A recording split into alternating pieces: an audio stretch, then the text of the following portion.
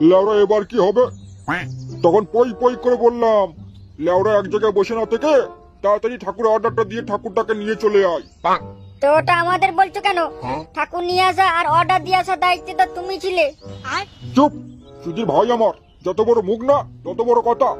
আমার ইচ্ছে করছে না মারা ছুড়ে মাথা ফাটিয়ে দিই। কার? কার আবার? যারা আমাদের পুজোর পিন্ডি চটকে দিল। একবার যদি জানতে পারি কোন শুয়োরের বাচ্চাগুলো এই সমস্ত কাজ করেছে, তাদের গাঁড়ে দড়ি বেঁধে টানতে টানতে এই ক্লাবে নিয়ে এসে ফাটা কন্ডম দিয়ে পোদ মেরে দেবো।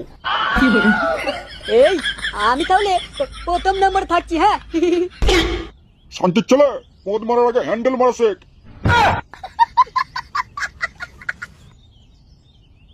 কাউকে কিছু মারতে হবে না, আমি জানি এসব কারা করেছে। লেওরা তুই সারাদিন কোথায় ছিলিস? আর বলিস না, একটা কিডনি অপারেশন করছিলাম, জীবনে ফার্স্ট অপারেশন করলাম। বাহ বাহ,